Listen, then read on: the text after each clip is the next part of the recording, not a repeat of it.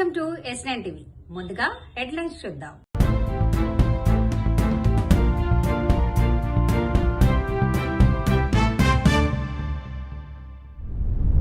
భూ వివాదంలో మహిళపై దాడి 2,15,200 కోట్ల రూపాయలతో జాగృతి ప్రజా బడ్జెట్. మేడ్చల్ ఎమ్మెల్యే మల్లారెడ్డి దంపతుల 50వ వివాహ వార్షికోత్సవ వేడుకలు. రాష్ట్ర శాసనసభలో 2026-27 వార్షిక బడ్జెట్. ప్రతి ఉగాదికి తెలంగాణ జాగృతి ప్రజా బడ్జెట్ ని ప్రవేశపెడుతుంది. రేపు పొద్దున జాగృతి గవర్నమెంట్ లోకి వచ్చిన జాగృతి సంస్థ వాళ్ళు ప్రజా బడ్జెట్ ప్రవేశపెట్టాల్సిందే. దానికోసమే ఇలా మనం నాంది పలుకుతాము. వైద్యానికి సంబంధించి ఇవాళ ప్రతి ఒక్కరం కూడా అరిగోసబడుతున్నాం. వైద్యానికి మనం జాగృతి ప్రజా బడ్జెట్ లో 25,000 కోట్లను కేటాయిస్తా ఉన్నాం. విద్యకు మంచి పెద్దపీట వేసి 30,000 కోట్ల రూపాయలు కేటాయించాలని చెప్పి మేము డిమాండ్ చేస్తా ఉన్నాం.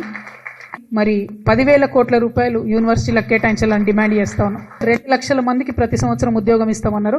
ఈ సంవత్సరానికి 2 లక్షల మందికి ఉద్యోగాలు ఇస్తూ దానికి సంబంధించి 3,000 కోట్ల రూపాయలను బడ్జెట్లో పెట్టాలని చెప్పి మేము డిమాండ్ చేస్తా ఉన్నాం. అన్ని రకాల వర్గాలు కూడా పెన్షన్లు రాకుండా ఇబ్బంది పడుతున్నారు కాబట్టి మీరు పెంచాల్సిన పెన్షన్కి 25,000 కోట్ల రూపాయలు తెలంగాణ జాగృతి ప్రజా బడ్జెట్లో ప్రతిపాదిస్తున్నది. 5,000 కోట్ల రూపాయలు ప్రజా కళాకారులకు పెట్టాలని చెప్పి జాగృతి బడ్జెట్ డిమాండ్ చేస్తూ ఉంది. మీరు ఆడబిడ్డలకు ఏదైతే 2,500 రూపాయలు ఇస్తాం ప్రతి నెల అని చెప్పినరో దానికి సంబంధించి 15,000 కోట్ల రూపాయలు ఈ సంవత్సరానికి సరిపడా పెట్టాలని చెప్పి జాగృతి డిమాండ్ చేస్తూ ఉన్నది. ఇండ్లు కట్టిస్తాం ప్రతి ఒక్కరికి ఇందిరమ్మ ఇండ్లు అని చెప్పిండ్రు. 8 లక్షల ఇండ్లకు సంబంధించి 20,000 కోట్ల రూపాయలు పెట్టాలని చెప్పి ప్రజా బడ్జెట్ జాగృతి తరఫున మేము ప్రతిపాదన చేస్తూ ఉన్నాం. తెలంగాణ ప్రత్యేక రాష్ట్రం రావడానికి మరి కారణభూతులైనటువంటి తెలంగాణ ఉద్యమకారులకు 5,000 కోట్ల రూపాయలు బడ్జెట్లో పెట్టాలని చెప్పి మేము డిమాండ్ చేస్తూ ఉన్నాం. ఆటో డ్రైవర్లకు అనేక మాటలు ఇచ్చిండ్రు. వారి సంక్షేమానికి నెలకు 12,000 ఇస్తామన్న దానికి 100 కోట్ల రూపాయలు పెట్టాలని చెప్పి ప్రజా బడ్జెట్ నుండి డిమాండ్ చేస్తున్నాం. స్కూటీలు ఇస్తామని చెప్పి ఆడపిల్లలకి 5,000 కోట్ల రూపాయలు స్కూటీలకు ఇవ్వాలని చెప్పి మేము ప్రవేశపెడతా ఉన్నాం. కౌలు రైతులకు 35,000 కోట్ల రూపాయలు పెట్టాలని చెప్పి మేము డిమాండ్ చేస్తా ఉన్నాం. రాజీవ్ యువ వికాసం కింద అప్లికేషన్లు పెట్టుకోమని చెప్పారు. 16 లక్షల మంది ఎస్సీ, ఎస్టీ, బీసీ, మైనారిటీకి సంబంధించినటువంటి ఆడపిల్లలు, మగపిల్లలు అందరూ కూడా అప్లికేషన్లు పెట్టుకున్నారు. ఈ 16 లక్షల మందికి బెనిఫిట్ కావాలంటే 5,000 కోట్ల రూపాయలు మేము ప్రజా బడ్జెట్లో ప్రతిపాదన చేస్తా ఉన్నాం. మా బీసీ బిడ్డలకు సంబంధించి 20,000 కోట్ల రూపాయలు పెడతామని మీరు మాట ఇచ్చిండ్రు. ఆ 20,000 కోట్ల రూపాయలు పెట్టాలని చెప్పి నేను ప్రతిపాదిస్తా ఉన్నాను. 18,000 కోట్ల రూపాయలు ఎస్సీస్కి సంబంధించి బడ్జెట్ ప్రవేశపెట్టాలని ఈ ప్రభుత్వాన్ని మేము డిమాండ్ చేస్తా ఉన్నాం. అట్లానే ఎస్టీస్కి, ఆదివాసీలకు, బంజారాలకు కలిపి వారికి హక్కుభుక్తంగా రావాల్సిన 10,000 కోట్ల రూపాయలని కూడా ఈ సంవత్సరం బడ్జెట్లో పెట్టాలని చెప్పి మేము డిమాండ్ చేస్తా ఉన్నాం. బ్రాహ్మణ పరిషత్ను కూడా మీరు ఇగ్నోర్ చేయకుండా తప్పకుండా 1,000 కోట్ల రూపాయలు బ్రాహ్మణుల వెల్ఫేర్ కోసం కూడా పెట్టాలి. అన్ని సెక్టర్స్ మీరు ఇగ్నోర్ చేయకుండా బడ్జెట్ ప్రవేశపెట్టాలని చెప్పి నేను ఈ ప్రభుత్వాన్ని కోరుతా ఉన్నాను. ఉగాది పండుగ రోజు మన తెలుగు ప్రజలకందరికీ కూడా శుభాకాంక్షలు.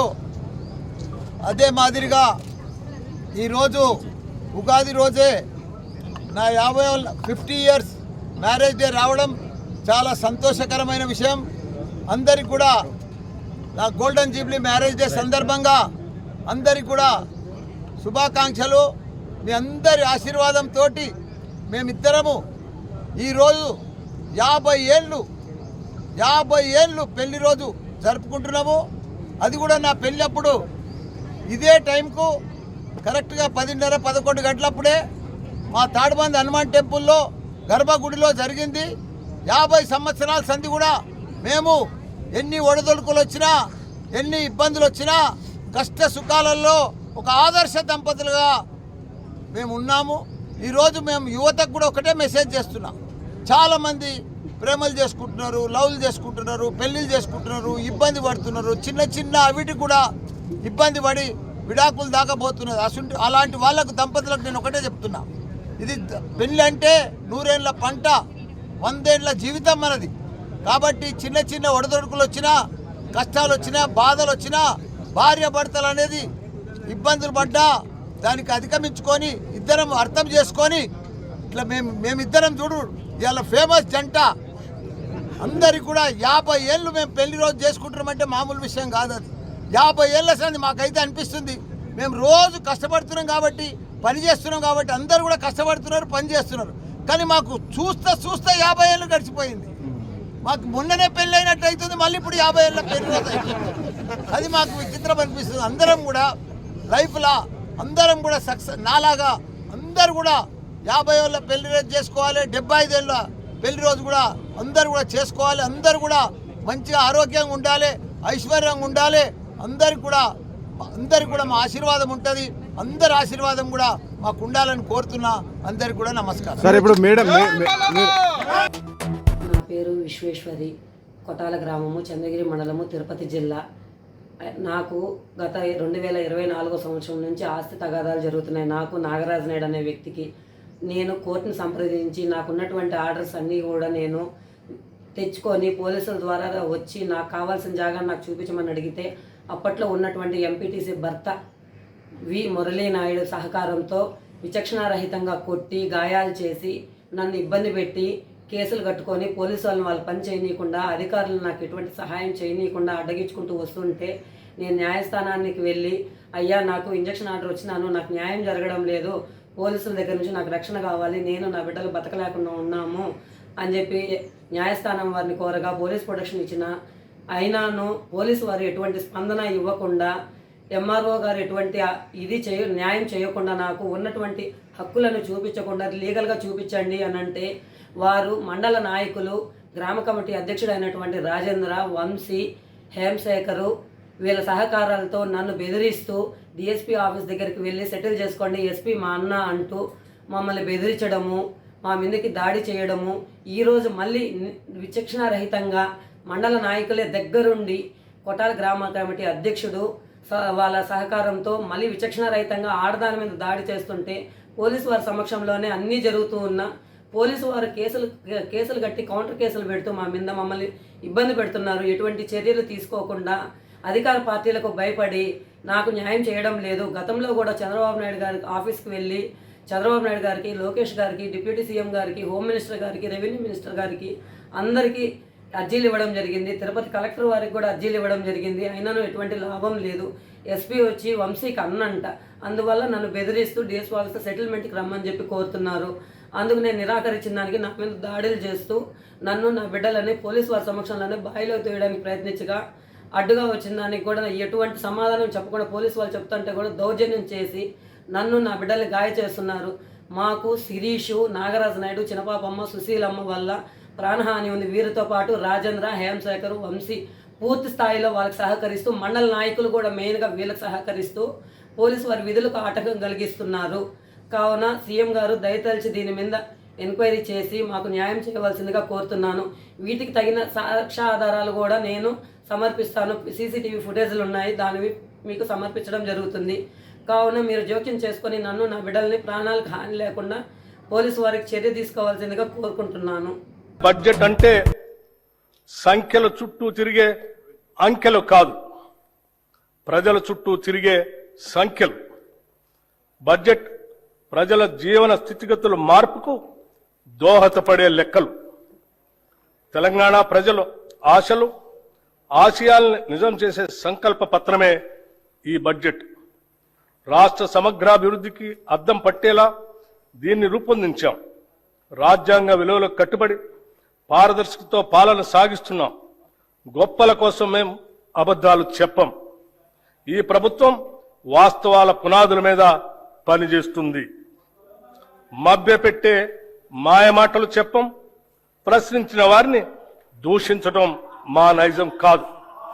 బాధ్యతతో ఎవరు ప్రశ్నించినా బాధ్యతతోనే వారికి సమాధానం చెప్తాం. అది ప్రజల పట్ల, ప్రజాస్వామ్యం పట్ల మాకున్న చిత్తశుద్ధి. అనేక సవాళ్లు మరియు ఆర్థిక ఒత్తిళ్లను ఎదుర్కొన్నప్పటికీ తెలంగాణ రాష్ట్రం బూడిదలోంచి ఫినిక్స్ పక్షి మళ్లీ లేచినట్లు అభివృద్ధి దిశగా వడివడిగా ముందుకు సాగుతుంది. ప్రజల సంకల్పం, ప్రభుత్వ దృఢ నిశ్చయంతో రాష్ట్ర ఆర్థిక వ్యవస్థకు పకడ్బందీగా పునాదులు వేస్తున్నాం.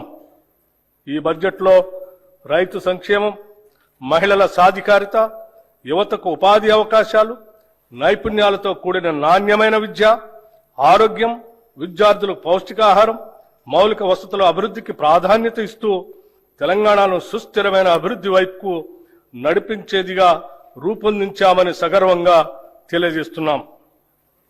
తెలంగాణ అస్తిత్వానికి మరియు సంస్కృతికి, సాంప్రదాయాలకి, పండుగలకి మా ప్రభుత్వం పెద్దపీట వేసింది.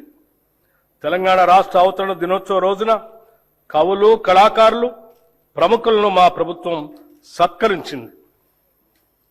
అందశ్రీ రచించిన జయ జయ హే తెలంగాణ గీతాన్ని రాష్ట్ర గీతంగా ప్రకటించాం. తెలంగాణ తల్లి విగ్రహాన్ని రైతు, శ్రామిక, మహిళా రూపురేఖలతో స్థానిక సంప్రదాయాలు ఉట్టిపడేలా రూపొందించాం. తెలంగాణలో అతిపెద్ద గిరిజన జాతర అయిన మేడారం సమ్మక్క సారలమ్మ జాతరను అత్యంత వైభవంగా నిర్వహించాం. వనదేవతల గద్దెల ప్రాంగణాన్ని చారిత్రక కట్టడాల మాదిరిగా రాతితో నిర్మించాం. కోయ వంశీయుల చరిత్రను ఈ ప్రాంగణం గోడలపై చిహ్నాలుగా, బొమ్మలుగా ఆదివాసీ పద్ధతిలో చెక్కించాం. తెలుగు చలనచిత్రాలకు తెలంగాణ గదర్ ఫిలిం అవార్డ్స్ పేరుతో అవార్డులు అందజేస్తున్నాం. ఆక్స్ఫర్డ్, స్టాన్ఫోర్డ్ యూనివర్సిటీల తరహాలో మన యూనివర్సిటీల్లో కూడా విద్యా ప్రమాణాలు పెంచాలని ప్రభుత్వం సంకల్పించింది. ఉస్మానియా విశ్వవిద్యాలయం, జవహర్లాల్ నెహ్రూ సాంకేతిక విశ్వవిద్యాలయం, వీరనారి చాకలి ఐలమ్మ మహిళా విశ్వవిద్యాలయాలను అంతర్జాతీయ స్థాయి విద్యా సంస్థలుగా తీర్చిదిద్దేందుకు చర్యలు తీసుకుంటున్నాం. విద్యా, ఉద్యోగ అవకాశాలు మెరుగుపరచడం, పెట్టుబడులను ఆకర్షించడంపై మా ప్రభుత్వం ప్రత్యేక శ్రద్ధ కనపరిచింది. గౌరవ రాష్ట్ర ముఖ్యమంత్రి శ్రీ రేవంత్ రెడ్డి గారు మరియు గౌరవ మంత్రి శ్రీ దుద్దిళ్ల శ్రీధర్ బాబు గారు స్వయంగా జపాన్, సింగపూర్, దావోస్ పర్యటనకు వెళ్లి పారిశ్రామికవేత్తలతో సమావేశమై మెప్పించి ఒప్పించడం వల్ల గత 2 ఏళ్లలో లక్షల కోట్ల రూపాయలు పెట్టుబడుల్ని ఆకర్షించాం. ఇంతటితో వార్తలు సమాప్తం. మరిన్ని అప్డేట్స్ కోసం చూస్తూనే ఉండండి S9 టీవీ న్యూస్.